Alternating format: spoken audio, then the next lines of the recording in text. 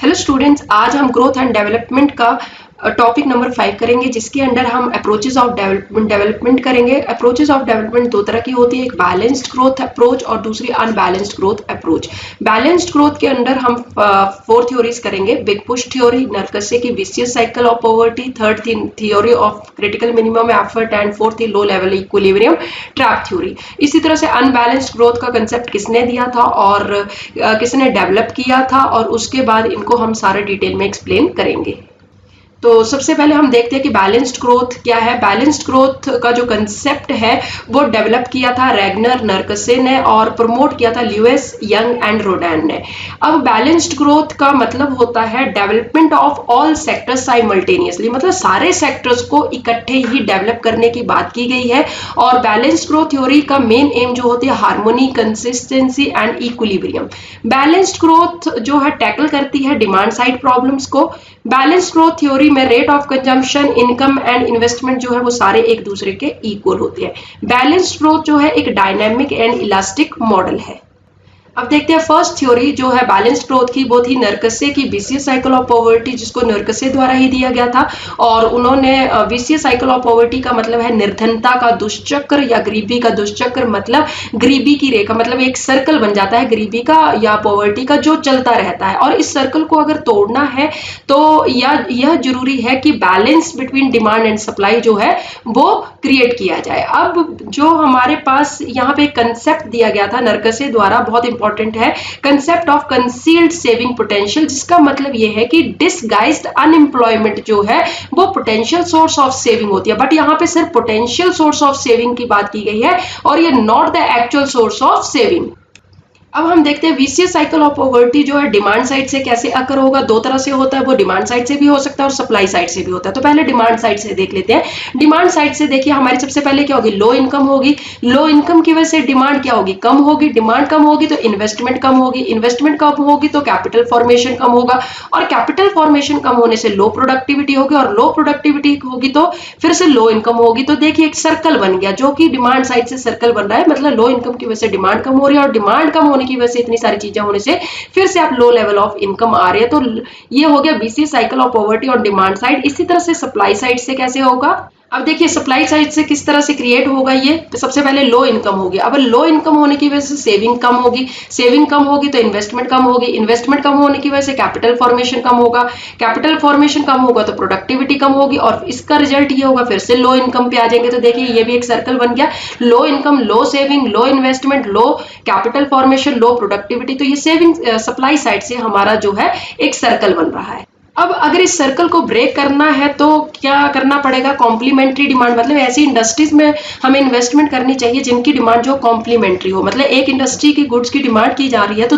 जरूरी है कि दूसरी इंडस्ट्रीज की गुड्स की भी उसकी डिमांड बढ़े। तो इस तरह से कॉम्प्लीमेंट्री जहां पे गुड्स बनती है उन इंडस्ट्रीज को हमें ज्यादा से ज्यादा बढ़ाना चाहिए। एक्सटर्नल इकोनॉमीज होनी चाहिए, गवर्नमेंट इंटरफेयर करके कर सकते हैं, और इकोनॉमिक ग्रोथ। तो ये चार मेन कारण है जिसकी वजह से जो है विशियस साइकिल ऑफ पॉवर्टी को जो है ब्रेक किया जा सकता है। अब हमारे पास नेक्स्ट थ्योरी आ रही है big push theory. Big push theory को रोजेनस्टेन रोडैन ने दिया था। बहुत इंपॉर्टेंट है कि बिग पुश थ्योरी को किसने दिया था इकोनॉमिक्स के पॉइंट ऑफ व्यू से, यूजीसी नेट के लिए।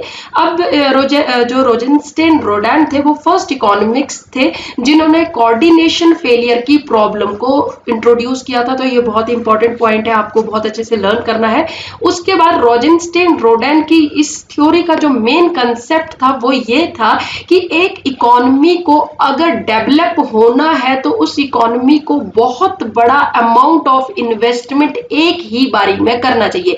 मतलब बहुत बड़ी इन्वेस्टमेंट करनी होगी और वो भी एक ही बारी में करनी होगी। अगर आप स्कैटर्ड या धीरे धीरे करके थोड़ा थोड़ा करके इन्वेस्ट करोगे तो जो ग्रोथ होगी वो पॉपुलेशन भी दूसरी तरफ से इंक्रीज होगी तो वही कंज्यूम कर लेगी उसको, तो उसकी वजह से एक इकोनॉमी डेवलप नहीं हो पाएगी। तो बिग पुश थ्योरी का मेन मकसद ही ये है कि अगर एक इकोनॉमी को ग्रो करना है, डेवलप होना है, तो बहुत बड़ी अमाउंट ऑफ इन्वेस्टमेंट जो है एक ही टाइम में, वन टाइम इन्वेस्टमेंट की जरूरत है, ह्यूज इन्वेस्टमेंट की जरूरत है। और इस theory basic rational of big push theory, बहुत इंपॉर्टेंट पॉइंट है, इसके ऊपर क्वेश्चन पूछा जा चुका है, based upon the idea of external economies. तो basic rational of big push theory क्या है, आइडिया ऑफ एक्सटर्नल इकोनॉमीज। अब एक्सटर्नल इकोनॉमीज कैसे ऑब्टेन की जा सकती हैं? अब देखिए हमारे पास external economies are obtained by big push. यहाँ पे एक्सटर्नल इकोनॉमीज को भी अगर ऑब्टेन करना है तो उसके लिए एक बहुत बड़े बिग पुश की जरूरत है, but there is a lack of external economies. But यहाँ पे हमने कहा कि अंडर डेवलप्ड जो इकोनॉमीज होते हैं वहां पे लैक ऑफ एक्सटर्नल इकोनॉमीज होता है। अगर उस चीज को, इस प्रॉब्लम को टैकल करना है तो बिग पुश की जरूरत है।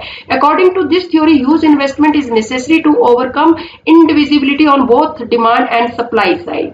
अब यहाँ पे रोडान ने 4 तरह की इंडिविजिबिलिटीज दी थी। Indivisibilities in production function, demand में indivisibilities, indivisibility in supply of saving and psychological indivisibilities. तो ये भी बहुत इंपॉर्टेंट है। इंडिविजिबिलिटीज जो आती हैं वो रोडान के उसमें ही आती हैं। और दूसरी बात ये है कि 4 तरह की है, तो हमें ये भी पता होना चाहिए। अब आ जाती है थर्ड थ्योरी हमारे पास, theory of critical minimum effort, जो है हार्वे लेविनस्टीन के द्वारा दी गई थी। और हार्वे लेविनस्टीन ने कहा था कि इस थ्योरी के according per capita income population growth are related adversely. Per capita income अगर इंक्रीज होती है और पॉपुलेशन भी इंक्रीज होती है तो वो एक दूसरे के साथ एडवर्सली रिलेटेड है। कैसे? क्योंकि उन्होंने पॉपुलेशन को एक शॉक माना था और इनकम जो इन्वेस्टमेंट है उसको एक स्टिमुलेंट माना था। ये बहुत इंपॉर्टेंट है। पॉपुलेशन को एक शॉक माना था या इनकम डिप्रेसिंग फैक्टर माना था हार्वे लेविनस्टीन ने, और इन्वेस्टमेंट को उन्होंने इनकम जनरेटिंग फैक्टर या स्टिमुलेंट माना था। और एक इकोनॉमी को अगर ग्रो होना है तो जो शॉक है और इन्वेस्टमेंट है उनमें इस तरह से रिलेशनशिप होना चाहिए कि इन्वेस्टमेंट जो है वो डोमिनेट करे शॉक को। मतलब इन्वेस्टमेंट इंक्रीज हो, ज्यादा रेट से इंक्रीज हो देन द पॉपुलेशन, तभी एक इकोनॉमी ग्रो हो सकती है।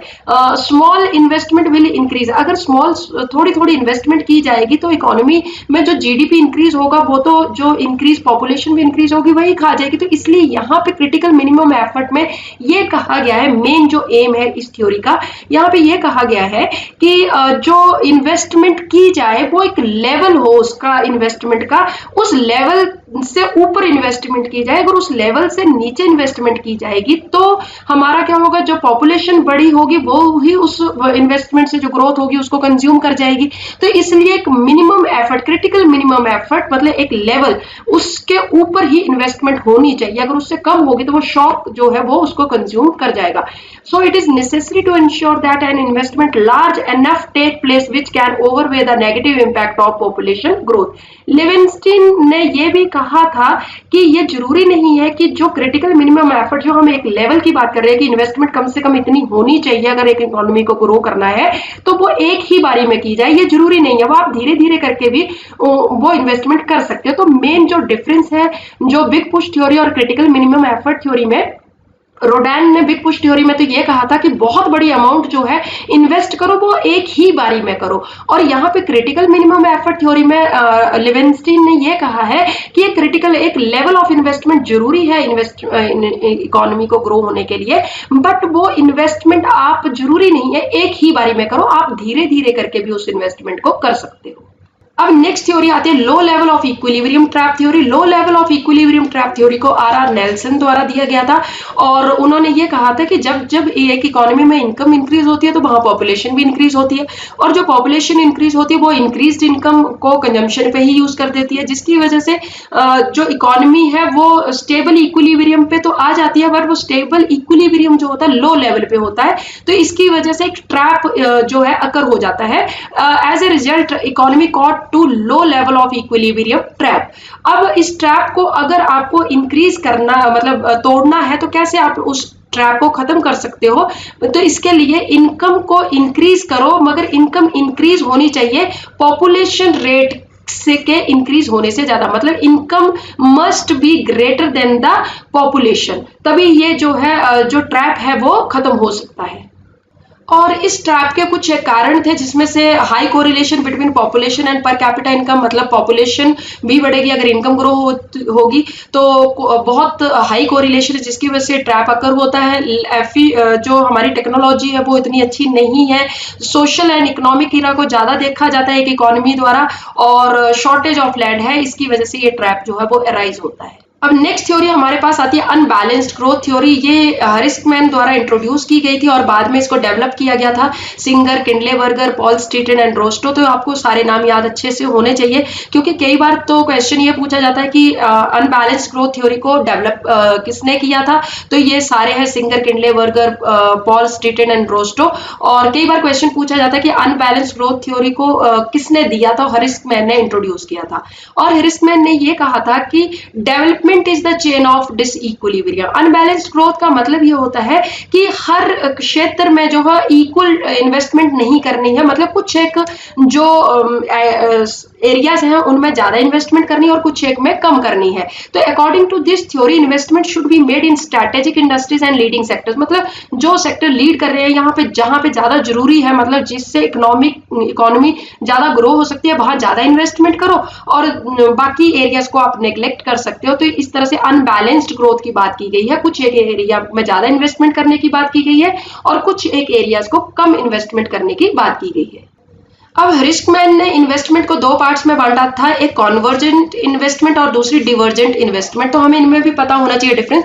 कॉन्वर्जेंट इन्वेस्टमेंट जो है वो प्राइवेट सेक्टर करता है, प्राइवेट एंटरप्रेन्योर करते हैं। उनका मेन मोटिव क्या होता है? प्रॉफिट अर्न करना। और यहाँ पे एक्सटर्नल इकोनॉमी ज्यादा हो जाती हैं और यहाँ पे जो इन्वेस्टमेंट की जाती है ऐसी गुड्स को प्रोड्यूस करने के लिए की जाती है जो फाइनल गुड्स होती हैं, फाइनल प्रोडक्शन के ऊपर, मतलब जो कंजम्पशन के लिए यूज होती है चीजें, उनमें जो है ज्यादा से ज्यादा इन्वेस्टमेंट किया जाता है, जिनको हम डीपीए, डायरेक्टली प्रोडक्टिव एक्टिविटीज भी कहते हैं। और इकोनॉमी जब ये डायरेक्टली प्रोडक्टिव एक्टिविटीज में ज्यादा इन्वेस्ट किया जाता है तो कॉस्ट ऑफ प्रोडक्शन बढ़नी शुरू हो जाती है। और कॉस्ट ऑफ प्रोडक्शन जब बढ़ती है तो उसको क्या नाम दिया जाता है? It is also known as pressure creating investment. तो ये बहुत अच्छे से याद करना है कि प्रेशर क्रिएटिंग इन्वेस्टमेंट का मतलब क्या है और ये कौन सी इन्वेस्टमेंट के अंडर होती है? कॉन्वर्जेंट इन्वेस्टमेंट के अंडर होती है। उसके बाद नेक्स्ट आ जाता है डिवर्जेंट इन्वेस्टमेंट। ये डिवर्जेंट इन्वेस्टमेंट जो है सोशल वेलफेयर को इंक्रीज करने के लिए की जाती है और ये गवर्नमेंट करती है।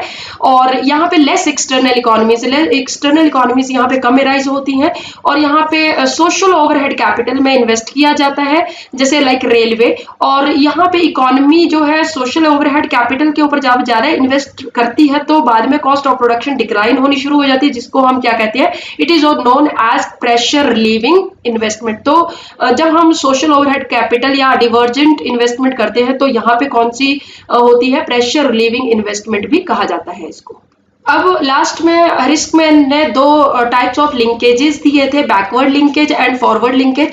बैकवर्ड लिंकेज में हम पीछे की तरफ देखते हैं, मतलब अगर प्रोडक्शन करनी है, for example in case of food processing industry, अब फूड प्रोसेसिंग यूनिट, अब जिन्होंने प्रोडक्शन करनी है उनको तो रॉ मटेरियल के लिए देखना पड़ेगा। फूड प्रोसेसिंग इंडस्ट्री है तो उनको किन के साथ लिंक बनाने पड़ेंगे? पीछे की तरफ, मतलब फार्मर्स के साथ, सप्लायर्स के साथ, जो हमें चीजें रॉ मटेरियल वगैरह प्रोवाइड करेंगे, सेल्फ हेल्प ग्रुप एक्सेट्रा। तो ये फॉरवर्ड लिंकेज होते हैं। Forward linkages are directed towards the suppliers. और इसी तरह से फॉरवर्ड लिंकेज जो है वहां पे कंज्यूमर्स के साथ लिंक बनाए जाते हैं, मतलब हमारी चीज बन गई, जैसे हमने एक फूड प्रोसेसिंग इंडस्ट्री का एग्जांपल लिया ऊपर, तो फूड प्रोडक्ट्स बन गए, तो अब हमें किसके साथ लिंक बनाने पड़ेंगे? जो कंज्यूमर्स है उनकी तरफ को जाना पड़ेगा, क्योंकि हमने अब ये चीजें सेल करनी है। तो to sell the processed food they have to make linkage with the wholesaler, retailer, exporters etcetera. तो इस तरह से हरिस्कमैन ने दो तरह के लिंकेज दिए थे, backward linkages and forward linkage.